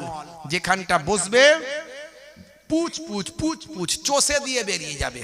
আমি বলি 12 বছর আর ঘাস জন্মাবে না, জিভ ঠোঁট দাঁত সব এক। আমি তো গন্ধে টিকতে পারি না। মাঝে মাঝে জলসা কমিটির ছেলেগুলো খায়, হুজুর যদি কোনোদিন লেট করে ওদের টেনশনে ঘাম ঝরে যায়। হ্যাঁ, আর যেই হুজুর গাড়ি থেকে নামে ও ছুটে ছুটে যায়, দূর থেকে আওয়াজ দেয়, হুজুর আসসালামু আলাইকুম। ওই সর্বনাশ করে মাল ভিতরে ঢুকে রেখেছে রে, বুঝতে পারছো? আর আমার তো গন্ধে বমি হয়ে যাওয়ার মতো অবস্থা। বিড়ি সিগারেটের গন্ধ আর এই তিরঙ্গা গুটকার গন্ধ একদম সহ্য হয় না। মাঝে মাঝে যখন খেয়ে মুসাফা করতে আসে আমি 10 হাত দূর থেকে গন্ধ পেয়ে যাই, হাতটাকে ঘুরিয়ে দিয়ে মুখটাকে ঘুরিয়ে নিই, হাতটাকে বাম দিকে দিয়ে মুখটাকে ডান দিকে করে নিই। অন্তত বাবা কিছু বললে মনে দুঃখ লেগে যাবে, যা বলার ওয়াজে বলবো, নিল নিল, না নিল না নিল, আমি কি করব? আল্লাহকে বলবো আল্লাহ বলেছিল, ওরা শোনেনি। নবী বলেছেন নেশা হারাম, কুল্লু মুস্কিরিন হারাম, আর ও বেটা নেশা করে, তো আমি আর কি করব? আমি আমার যা বলার বলে এলাম, বুঝিয়ে এলাম যেভাবে যা বলার। যদি না শোনে আমি কি করব? আল্লাহ, আমার কিছু করার নাই। আল্লাহ বলবে যা, তুই তো ডিউটি করে দিচ্ছিস, তুই বেঁচে গেলি, যা। কথা ঠিক না ভুল? ভাইরা আমার, তরুণ যুবকেরা আমার, কি মারাত্মক নেশা! বিড়ি খাই, বিড়ি দেখবেন মসজিদে নামাজ পড়ছে, মল্লিক বিড়ি পকেটে খরখর খরখর খরখর করছে। খালি নামাজ পড়তে বেরোতে দেরি, মাথার টুপি খোলে না, মুখে দুই দিয়ে ঠাস করে দিয়ে ফাঁস করে জ্বালিয়ে নাক দিয়ে ধোঁয়া উড়ি বেরিয়ে চলে গেল। আছে না নাই? বাথরুমে ঢুকলে বিড়ি লাগবি, বাথরুমে ঢুকলে বিড়ি লাগবি, ওপরে ধোঁয়া না মারলে নিচের মাল ক্লিয়ার হবে না। আছে না নাই? ভাইরা আমার, তরুণ যুবকেরা আমার, কি মারাত্মক গ্যাস! আবার আমার কানের কাছে এসে বল, ভাই আমার মুসাফা তো হলো, কিন্তু যেখানে বাঘের ভয় সেখানে সন্ধে হয়, কি করব? দেখছি আবার কানের কাছে এসে বলছে, হুজুর দোয়া করবেন। ভাই দোয়া পরে হবে, সাইডে সরে সরে, দূর থেকে দোয়া হবে, দূর থেকে, কাছে দোয়া নাই, দূর থেকে হবে। বুঝতে পারছেন কি বিপদ বলেন দেখিনি? ভাইরা আমার, 1450 বছর আগে আল্লাহর নবী বলছেন নেশা হারাম। আমরা আবার নেশার উপরে ফতোয়া দিয়ে দিচ্ছি, এটা হলো মাকরুহে তাহরিমি, এটা হলো মাকরুহে তানজিহি।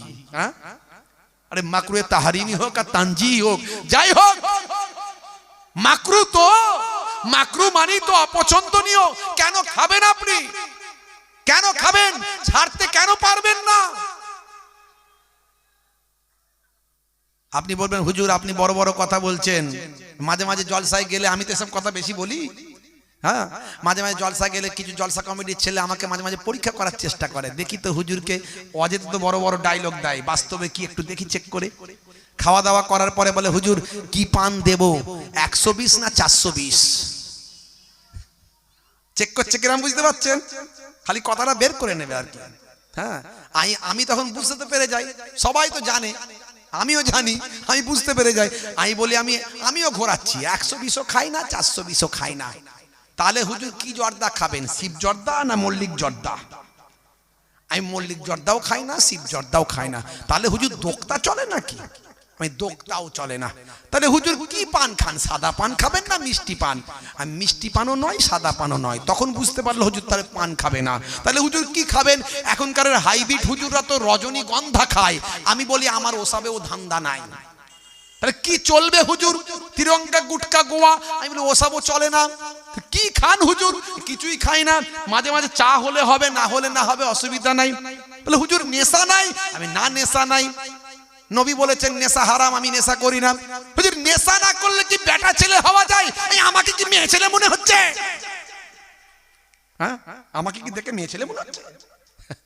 ভাইরা আমার, তরুণ যুবকেরা আমার, 1450 বছর আগে আল্লাহর নবী বলছেন নেশা হারাম। আর মুসলমানের ছেলে আজকে ভাবুন তো, কোনো না কোনো একটা নেশা ঠিক করে রেখেছে। সবাই নাই, কিছু মানুষ আছে আমার মতো যারা কোনো নেশাই করে না। হ্যাঁ, বুক ফুলিয়ে বলতে পারবেন আমি কোনো নেশা করি না। বলতেও শান্তি লাগবে, বলতেও মজা লাগে, কথা ঠিক না বল? হ্যাঁ, দেখুন তো কোনো সমস্যা নাই, কোনো সমস্যা নাই। আপনি কিছুদিন একটু সমস্যা ফিল করবেন, দেখবেন তারপরে দেখবেন কোনো সমস্যা নেই, আপনার নার্ভ অ্যাডজাস্ট করে নিয়েছে। এখন আপনি নেশা করছেন না, নেশাটা আপনার নার্ভ করেছে, আপনার নার্ভ আপনার নেশাটা করেছে।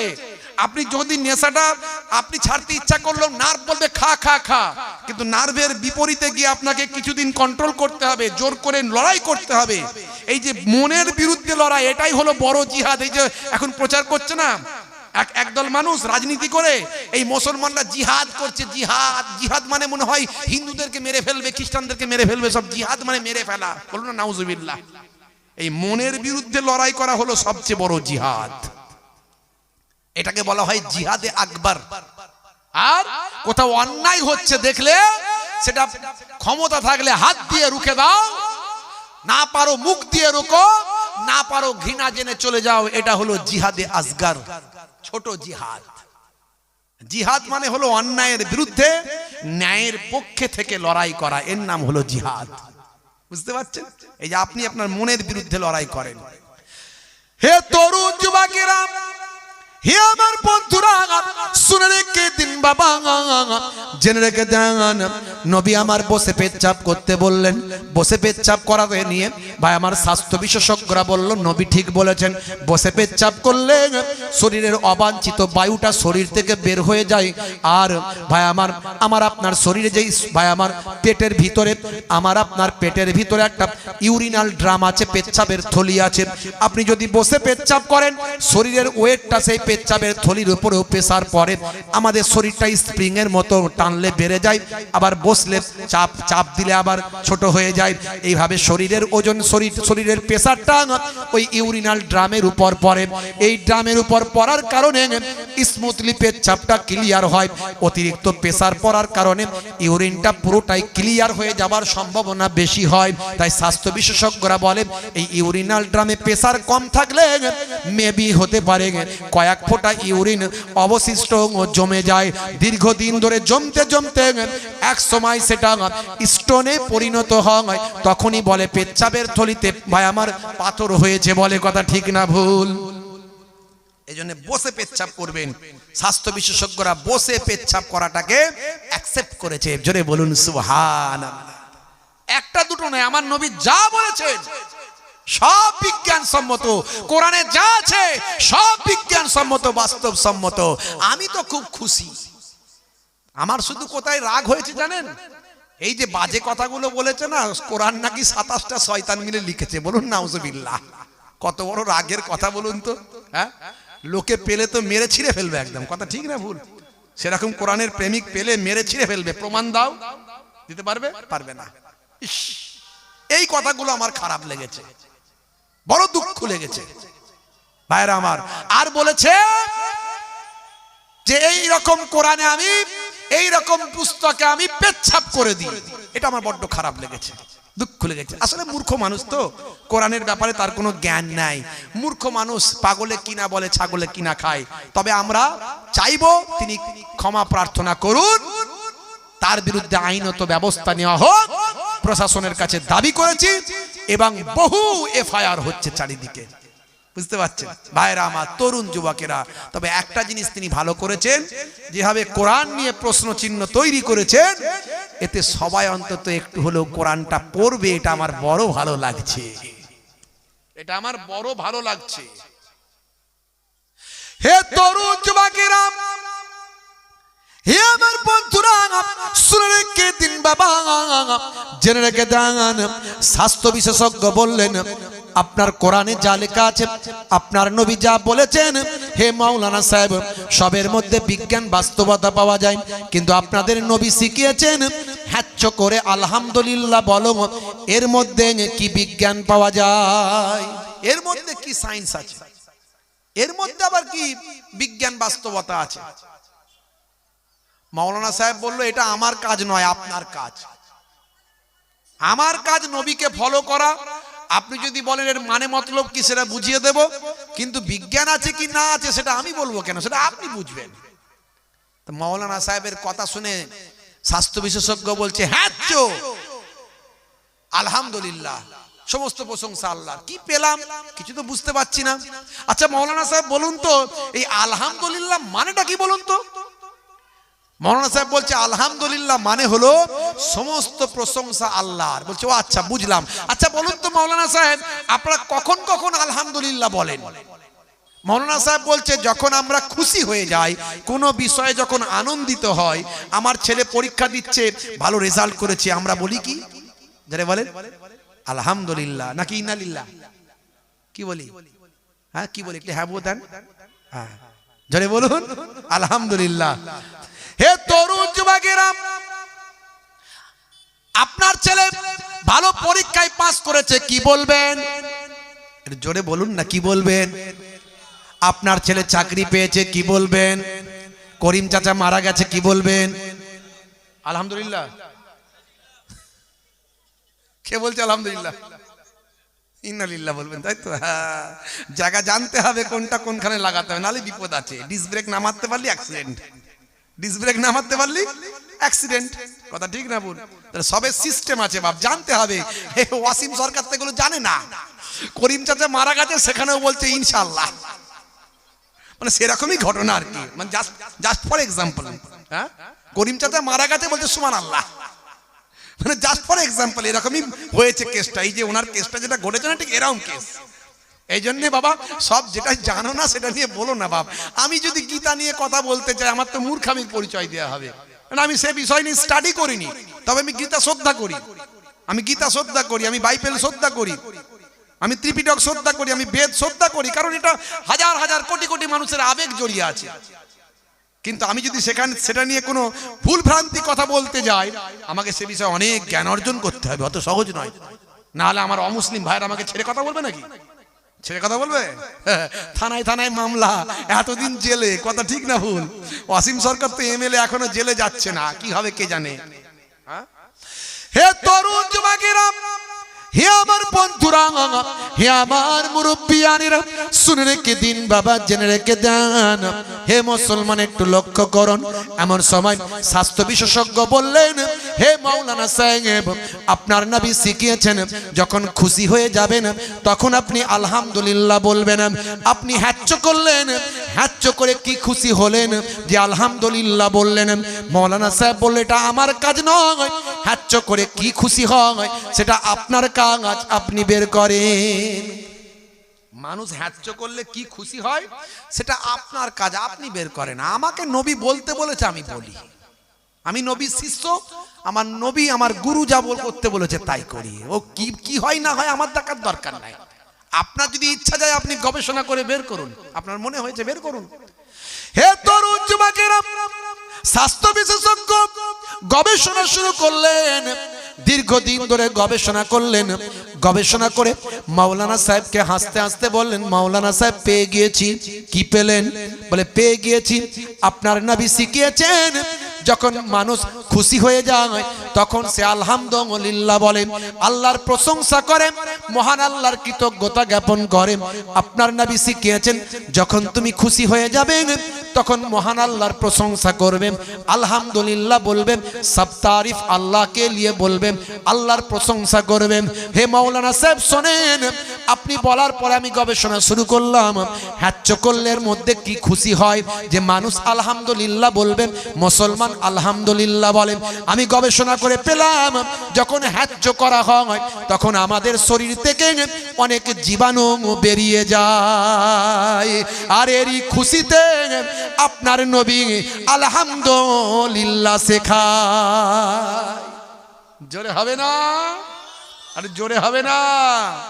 হ্যাঁ, দেখবেন হ্যাচ্চ করার পরে শরীরটা হালকা হয় না, হয় না? একটু ফ্রেশ হয় না, হয় না? মেডিকেল সায়েন্স বলছে আমাদের অনেক জীবাণু বেরিয়ে যায়, তাই কারোর দিকে মুখ করে হ্যাচ্চ করবেন না।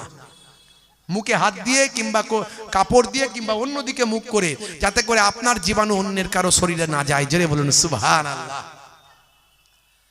হে তরুণ যুবকেরা, এগুলো সবই ইবাদত। হ্যাচ্চ করে আলহামদুলিল্লাহ বলবেন ইবাদত। আল্লাহ বললেন ইবাদতের জন্য সৃষ্টি করেছি, ইবাদত ছাড়া অন্য কোনো উদ্দেশ্যে নয়। তবে ইবাদত গুলোর মধ্যে সবচেয়ে বড় ইবাদত হলো নামাজ। কথা ঠিক না ভুল? মুসলমানের ছেলে নামাজ ছেড়ে দিয়েছে, আছে না নাই? বান্দা নামাজ পড়ো আঁকড়ে ধরো, ছেড়ো না নামাজ জীবনে, করো না কাজা হবে যে সাজা, দোজখ ঠিকানা আখিরাতে, দোজখ ঠিকানা আখিরাতে। ফজর গেল ঘুমে ঘুমে জোহর বেলাতে কাজ, আসর গেল তাসার আড্ডায়, মাগরিব হেলা ফেলায়। জোরে হবে না? কি জি ভাই বলছে সুবহানাল্লাহ। ফজর হেলা ফেলায় চলে গেল, জোহর হেলা ফেলায় চলে গেল, বলছে সুবহানাল্লাহ। রাগ করবেন না, একটু একটু মাঝখানে আপনি ইমোশনালি বলছেন, বুঝতে পারছি, সবই বোঝেন যে হেলা ফেলায় যদি ফজরের নামাজ পার হয়ে যায় সুবহানাল্লাহ বলবো না ইন্নালিল্লাহ বলবো? যারা বলেন হেলা ফেলায় যদি আসরের নামাজ পার হয়ে যায়, গেম খেলতে গিয়ে ক্যারাম খেলতে গিয়ে, তাহলে সুবহানাল্লাহ না ইন্নালিল্লাহ? ইন্নালিল্লাহ। বান্দা নামাজ পড়ো আঁকড়ে ধরো, ছেড়ো না নামাজ জীবনে, করো না কাজা হবে যে সাজা, দোজখ ঠিকানা আখিরাতে, দোজখ ঠিকানা আখিরাতে। আল্লাহ রাব্বুল আলামিন আমাদের আখিরাতে দোজখের ঠিকানা থেকে হেফাজত করুন। বলুন আল্লাহুম্মা আমিন, বলুন আল্লাহুম্মা আমিন। প্রত্যেকে আমরা নামাজি হও, বলুন ইনশাআল্লাহ। যারা নামাজ জানেন না, যেভাবে নামাজ পড়ে সেভাবে পড়বেন। সূরা জানেন না, দোয়া জানেন না, সুবহানাল্লাহ সুবহানাল্লাহ বলে পড়বেন। মুফতি আজম মেজলা হুজুর পীর কেবলা রাহমাতুল্লাহ আলাইহি, আপনাদের মেজ হুজুর কেবলা, আমার মেজ নানা যান, তিনি ফতোয়া দিয়ে গেছেন, এইভাবে যদি কেউ মারা যায় আল্লাহ তাকে নামাজি বান্দাদের খাতায় তার নামটা লিখে দেয়। এগুলো সব ইবাদত, সবচেয়ে বড় ইবাদত নামাজ। হে তরুণ যুবকেরা, হে আমার বন্ধুরা, সাহাবায়ে কেরামেরা কিভাবে তারা ইবাদত করতেন, কিভাবে নেকি কামাই করতেন, কিভাবে তারা নেকির তল্লাশ করতেন, কোথায় একটু নেকি পাওয়া যায় করব, কিভাবে তারা করতেন একটু শুনে রেখে দেন। ছোট্ট একটা নমুনা আপনাদের দিয়ে যায়, খুব সংক্ষেপ, বেশি সময় আপনাদের কাছে থাকতে পারবো না। বাবা আমার আগে থেকেই প্রোগ্রাম নিয়ে আছে, আপনারা জানেন, অনেক কষ্ট করে এটা নিতে হয়েছে। আমার 9:30 পর্যন্ত টাইম ছিল, আমি আধ ঘন্টা লেট করেছি, তাই 9:30 জায়গায় 15 মিনিট বাড়িয়ে দেবো। 15 মিনিট আমাকে ছাড়া যাবে তো নাকি? না ছাড়া যাবে না। হুজুর একদম কড়াই গন্ডায় বুঝিয়ে দিয়ে যেতে হবে, এরকম কিছু ব্যাপার আছে নাকি? ভাই আপনাদের জন্যই কিন্তু সুপ্রিম কোর্টে মামলা করেছি, আমার একার জন্য নয়, আপনাদের জন্যই কিন্তু আজকে জীবনতলা থানায় মামলা করে এসেছি, এফআইআর করেছি, আমার একার জন্য নয়। তাহলে 15 মিনিট ছাড় দেবেন তো নাকি? ছাড় দেবেন না? তাও ছাড়বেন না মনে হচ্ছে। হুজুর কড়াই গন্ডায় বুঝিয়ে দিতে হবে, এরকম কিছু ব্যাপার আছে নাকি? দিনকাল খুব খারাপ তো, সব ভেঙে ভুঙে বলতে হয়, না হলে বাবা হুজুর গাড়ি ঘিরে রেখে দেবো একদম। উনি বাপ রে বাপ, বুঝতে পারছেন, পরিস্থিতি খুব ভয়ঙ্কর জায়গায়, খুব সিচুয়েশন খারাপ। তো যাই হোক, পরবর্তী বক্তা যিনি আছেন ওনাকে 9:45 নিয়ে চলে আসেন। আমি 15 মিনিট বাড়িয়ে দিচ্ছি দেখে, যেহেতু আমার আধ ঘন্টা লেট হয়েছে, একটু নিয়ে চলে আসেন মেহেরবানি করে। একবার মহব্বতের সঙ্গে দরুদ শরীফ আল্লাহুম্মা।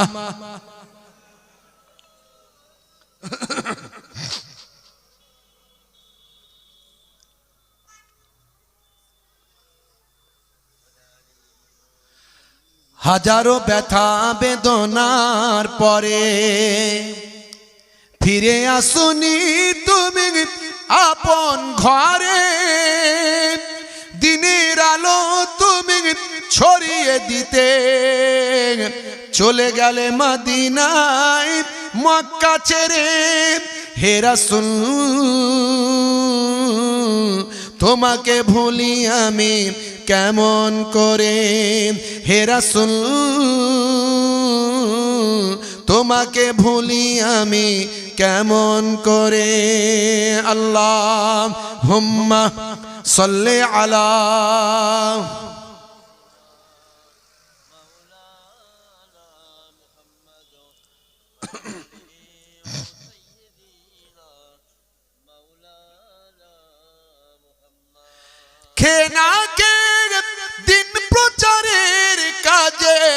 নিজেকে দিয়ে ছবি লিয়ে তায়েফের কাফেরেরা চিনল না এই আলো দুষ্টু ছেলেদের পিছু দিল লেলিয়ে খে না খে দিন প্রচারের কাজে নিজেকে দিয়ে ছবি লিয়ে তায়েফের কাফেরেরা চিনল না এই আলো দুষ্টু ছেলেদের পিছু দিল লেলিয়ে পাথরের আঘাতে ক্ষত বিক্ষত হয়ে সারা শরীর থেকে রক্ত ঝরে হে রাসূল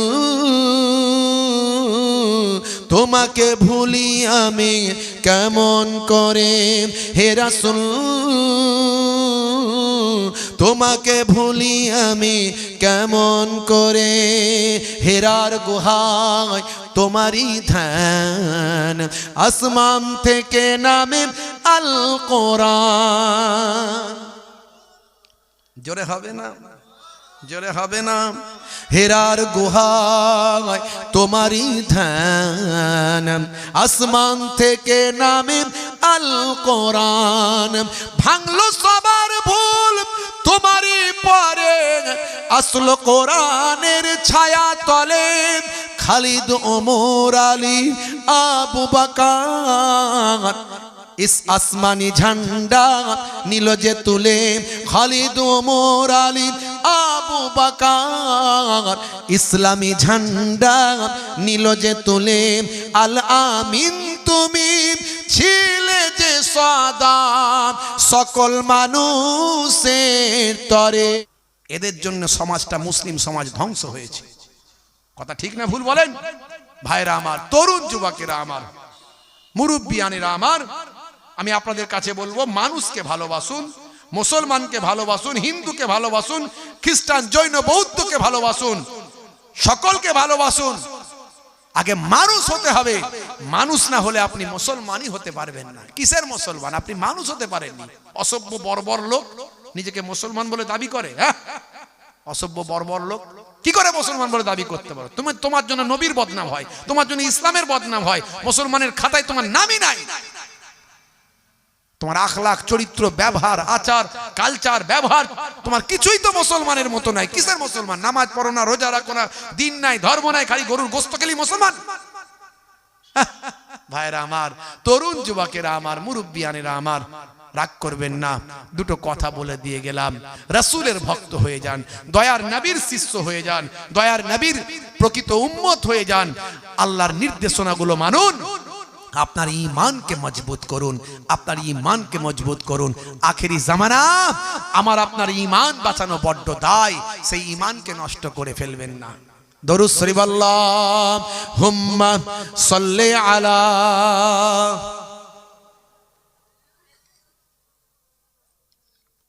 ওয়া আলা আলি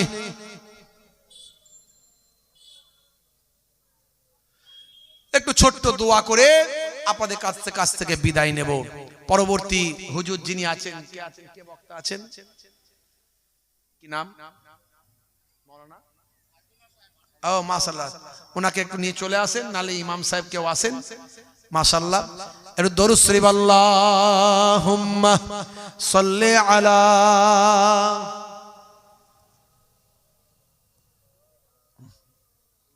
মাশাআল্লাহ ঠিক আছে ঠিক আছে একটু ছোট করে দোয়া চাই আল্লাহুম্মা আমিন রব্বানা আতিনা ফিদ দুনিয়া হাসানা ওয়া ফিল আখিরাতি হাসানা ওয়া কিনা আযাবান নার রব্বানা যালামনা আনফুসানা ওয়া ইন লাম তাগফির লানা ওয়া তারহামনা লানাকুনান্না মিনাল খাসিরিন আল্লাহুম্মা ইগফির লি হাইয়িনা ওয়া মাইয়িতিনা ওয়া শাহিদিনা ওয়া গায়িবিনা ওয়া সাগীরিনা ওয়া কাবীরিনা ওয়া যাকারিনা ওয়া উনসানা আয় রব্বি আল্লাহ রব্বি মাবুদ আয় রব্বি স্রষ্টা আয় রব্বি প্রভু এই পাক মাহফিলকে কবুল ও মঞ্জুর করুন আল্লাহ আরো বেশি বেশি করে মানুষকে ওয়াজ শোনার তৌফিক দান করুন আল্লাহ শুনে বুঝে আমল করার তৌফিক দান করুন আল্লাহ খাস করে আমার কিছু বলতে টলতে ভুল ত্রুটি মার্জনা করে যদি কিছু সওয়াব দিয়ে থাকেন এই সওয়াবখানাকে আমাদের নবী নবীদের নবী নূর নবী হুজুরের রূপাকে মদিনাতুল মুনাওয়ারায় সওয়াবখানা পৌঁছে দিন এই সওয়াবখানাকে বাড়িয়ে দিয়ে বাবা আদম আলাইহিস সালাতু ওয়াস সালাম থেকে तमाम নবীন সিদ্দিকিন সুহাদা সালিহিন হুজুরদের রূপাকে সওয়াবখানা পৌঁছে দিন এই সওয়াবখানাকে বাড়িয়ে দিয়ে আহলে বায়াত পাক পাঞ্জাতন খাস করে আপনার নবী, আপনার রাসূল, আপনার নবীর কলিজার টুকরা কন্যা খাতুনে জান্নাত আম্মা জান ফাতেমা তো জোহরা রাদিয়াল্লাহু তাআলা আনহা, আপনার নবীর জামাতা আসাদুল্লাহিল গালিব শেরে খোদা আলী মুর্তজা কারামাল্লাহু ওয়াজহু, আপনার নবীর কলিজার টুকরা দুইজন নাতি নওয়াসায়ে রাসূল হযরত ইমাম হাসান ইমাম হুসাইন রাদিয়াল্লাহু তাআলা আনহুমা, এই পাঁচজন হলেন পবিত্র পাক আহলে বায়াত পাক পাঞ্জাতান হুজুরদের আরওয়া পাকে এ সওয়াব খানা পৌঁছে দিন।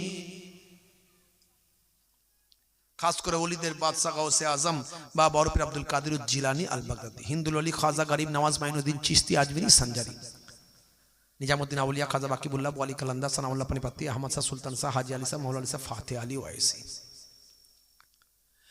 খাস করে এই সওয়াব খানাকে বাড়িয়ে দিয়ে আমার আল্লাহ আমাদের চোখের মনি মাথার তাজ বাংলা আসাম বাংলাদেশ অখণ্ড ভারতবর্ষের কোনায় কোনায় যিনি দিন পৌঁছেছিলেন, শরিয়াত পৌঁছেছিলেন, ইসলাম পৌঁছেছিলেন, সকলের দাদা হুজুর আমার পন্নানা জান হুজুরের রূপাকে এসা ওয়াবখানা পৌঁছে দিন।